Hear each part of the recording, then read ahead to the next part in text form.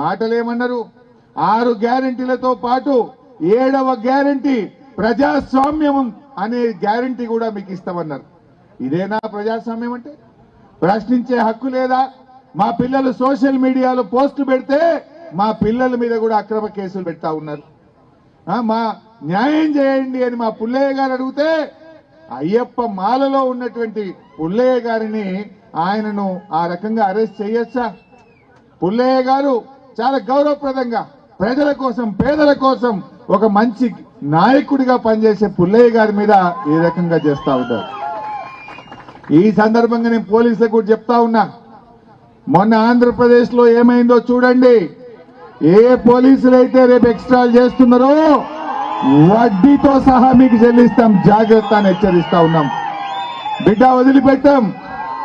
మంచికి మంచి అన్యాయంగా కేసులు పెడితే, అక్రమంగా కేసులు పెడితే, మా కార్యకర్తలను అకారణంగా ఇబ్బంది పెడితే రేపు ఆ పోలీసులకు తగిన శాస్తి చేయడం జరుగుతుందని చెప్పి కూడా ఈ సందర్భంగా హెచ్చరిస్తా ఉన్నాం.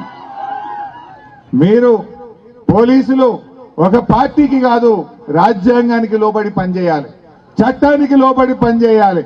చట్టానికి లోబడి మీరు పనిచేయకపోతే, చట్టాన్ని అతిక్రమించినా, ఒక పార్టీకి తొత్తులుగా వ్యవహరించినా, అన్యాయంగా మా నాయకులను కార్యకర్తల్ని అక్రమంగా వేధిస్తే, తప్పుడు కేసులు పెడితే రేపు మాత్రం తప్పకుండా వచ్చేది బీఆర్ఎస్ ప్రభుత్వం, దానికి మాత్రం తగిన మూల్యం చెల్లించుకోవాల్సి వస్తుంది.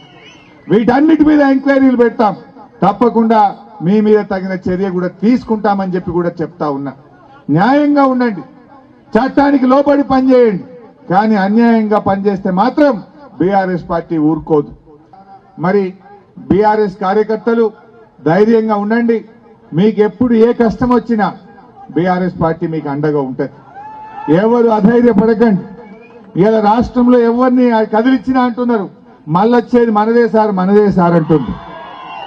మేము ఖమ్మంలో కానీ హైదరాబాద్ లో రోడ్ల మీద పోతుంటే ఆటో డ్రైవర్లు కానీ రోడ్డు మీద మోటార్ సైకిల్ మీద పోయేటోళ్ళు కూడా చూసి సార్ మళ్ళా మనదే మనదే, గట్టిగా ఉండండి సార్ అని చెప్పి మాకు చేయిలు చూపుతా ఉన్నారు.